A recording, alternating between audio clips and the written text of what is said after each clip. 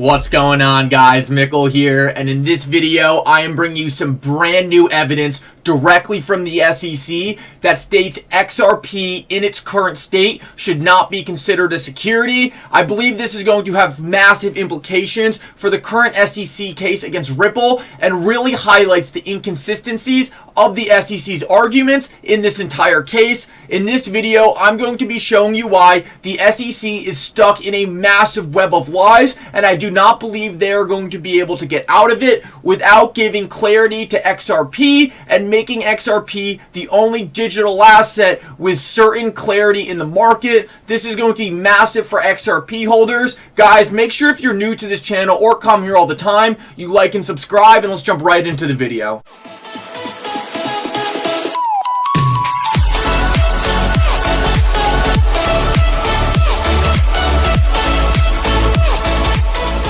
Alrighty guys, let's jump right into it, and I wanted to start with some Ripple SEC news because I believe what I'm about to show you is really going to highlight the insane inconsistencies in the SEC argument and make it extremely clear to you that the SEC is really just making things up as they go and are yet to articulate a valid reason why XRP should be a security. This is going to blow your mind, but make sure you guys stick around till the end of the video because I'm also going to get into some technical analysis where I'm going to show you guys where I expect this case to wrap up and what you should be looking for XRP to start gaining some significant momentum. Anyway, let's start this off, and this tweet is from Stefano Hubert, and he says, in the Telegram case, Jose Tenrero, who is the leading prosecutor for the SEC right now in the Ripple case, and the SEC argued that a token would be truly decentralized if everyone is allowed to act as a validator of transactions on the blockchain. Case closed, #XRP.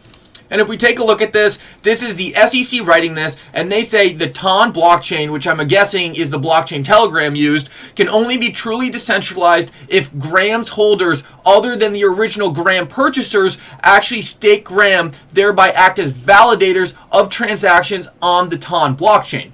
So, in this document right here, in the Telegram case that was already ruled on, the SEC stated if anyone is allowed to be on a validator of the network, then it is truly decentralized because everyone can act and help the blockchain succeed in the future. And the SEC is directly stating that this is a massive aspect of decentralization. Well, we know anyone can act as a validator on the XRP ledger, so therefore by the SEC's own argument, the XRP blockchain should be sufficiently decentralized. This is a pretty crazy revelation because this is the SEC directly stating in a lawsuit that this is the criteria that it wants to see. Now it's in a lawsuit with Ripple, and their arguments in the past have been that it's not decentralized, but based on their own definition of what decentralization means, XRP should also meet this criteria. This is one of the craziest things we see with the SEC right now. They tend to throw out these blind accusations,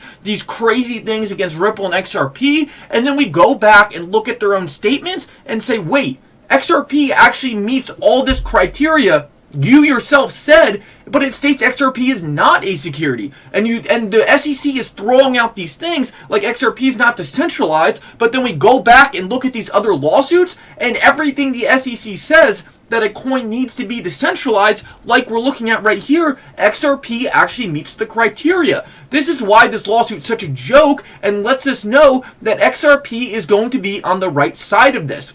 XRP actually complies with all the things the SEC wants it to, but they are still in this lawsuit, which is the craziest thing about it. Let's keep going, and this is just another massive inconsistency in what the SEC is trying to say here.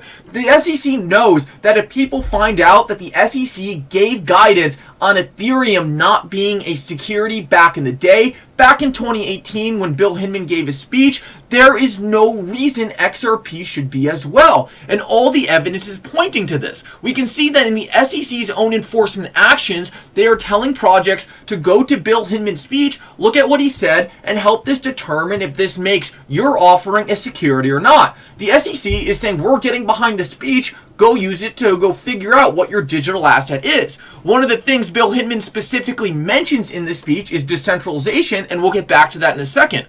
Well, the super interesting thing about it is the SEC knows all their comments about decentralization, like the one they've made right here, the ones Bill Hinman made, would all sink their case against Ripple. The SEC cannot differentiate between these tokens because they know there is virtually no difference. So the SEC, rather than acknowledging the comments they made in the past, their best path forward is literally to ignore they said any of this, and that is one of the most absurd things of all time because we have proof. Right here, the SEC says there's no action that it took to say Bitcoin is not a security, Ether is not a security. But we can see that the SEC is taking credit for Bill Hinman saying that Ethereum and Bitcoin aren't securities.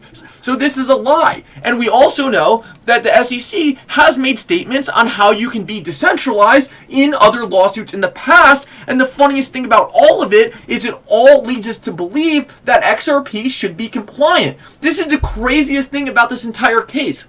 The SEC is claiming XRP is a security, but based on all the information we can find from the SEC itself, it looks like XRP shouldn't be security. So how is anyone supposed to know that XRP was a security if all the information that the SEC is giving us makes it obvious XRP isn't a security? It makes this all a joke, and it goes back to the reporting Charles Gasparino brought a while ago, in which he said, or got a comment from the SEC, and the SEC I guess went to him and said, the reason we believe that XRP is a security and Ethereum is not is because the Ethereum blockchain was already built. Well, this is another cold-faced lie that the SEC is just proves they're just making stuff up on the spot. XRP was a decentralized network before Ripple was even a company. So what we see is the SEC is just throwing out comments, throwing out accusations on a case-by-case basis and aren't looking back to see the actual facts of the things they are saying. This shows that the SEC's case against Ripple and XRP was very not thought out well at all, and shows that they didn't really do any of their research when they're making accusations in prior cases saying, well, if validators are on this network and they're all working together and anyone can be a validator, then it's decentralized, and then turning around in another case and saying, oh, never mind, by the way, that's not our criteria of decentralization anymore, and even though we told everyone it was, it's not anymore. That's the real joke about this entire thing, but the good thing is I think the court is catching on to this, and the inconsistencies are really getting highlighted. We can see right here, Stephen Hubert right here says, in the Telegram case, the judge sought the CFTC's opinion. I wonder why NetBurn has not done this until now. I wonder why. Probably because Ripple has already reached a final settlement with the CFTC in the case. XRP, namely that XRP is a currency and not a security. I think this is pretty interesting because it shows that Ripple should have never known that XRP was a security. This is a flat-out illusion or a delusionary thought by the SEC because they didn't give any rules or any fair notice that Ripple should have thought XRP was a security. And now we look at other companies or other government organizations like the CFTC all disagreeing with the SEC. It shows that what is happening right now is the market and the rules around cryptocurrencies are completely unclear, and the fact that the SEC is trying to hold Ripple to a standard that doesn't exist is showing that they can't even argue this in court because it's causing them to contradict themselves. That's kind of the funniest thing about all of this. It's like the SEC is trying to tell Ripple, you did all of this wrong based on our rules, but then you look back at their rules and they're all mismatching, saying different things, and they can't even put out an argument against what Ripple did that doesn't contradict their past statements. It's pretty insane and shows how disorganized and how much of a joke this entire lawsuit is. I believe that is the reason why we see Brad Garlinghouse and the Ripple team really taking this entire thing head on. They're not running from this because they know they are right, and as Brad Garlinghouse has said multiple times, they are going to be on the right side of history. I really like this caption. It says, only a guilty man would shy away from his accusers. Brad Garlinghouse slams the SEC on the anniversary of the lawsuit. Clearly, there is only one outcome. XRP and Ripple wins. I completely agree with this. Brad Garlinghouse and Chris Larson have nothing to run to. They have haven't done anything wrong that they should have known they shouldn't have been doing. There was no clear rules about any of this. The SEC's allegations do not add up in the slightest, and I am really yet to see anything the SEC has stated that really makes any sense. I've actually been extremely surprised with how poor their arguments are, because there are even things that I could think of that would make the SEC lawsuit a lot stronger, and things they could really accuse Ripple of doing that might not be necessarily malicious by Ripple, but you could see kind of a case being made for it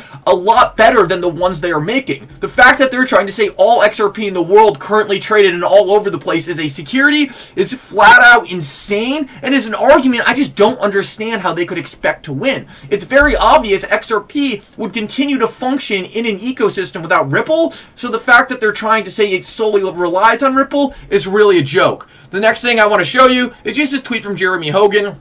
And it said, a lawsuit against your company sucks, but is generally expected when your company gets to a certain size. The lawsuit against Brad Garlinghouse personally was a big overreach. It's one thing in this litigation that made me pause and ask, what is this lawsuit really about? I completely agree, and I'm in the same place. This lawsuit is clearly not about Ripple or Brad Garlinghouse doing anything wrong. It's something bigger. I don't know if it's corruption or they're trying to create clarity, but one thing's for sure, this is not a normal lawsuit. This lawsuit was not done because XRP or Ripple was in some way a bad coin or company. It was done for other reasons. We might not never know, but I think we're closer than ever to ending this and getting the clarity we need. The last thing I want to show you guys, and this is going to be quick because we're already a little longer than I expected, is we're just going to get into the XRP price chart, and I just want to show you we are having a lovely bounce right now off the support region. I pointed this out on my channel ever since we dipped down here and said I was accumulating heavy, and now we are already reaping the benefits of that and up almost 50% since the bottom. I really expect us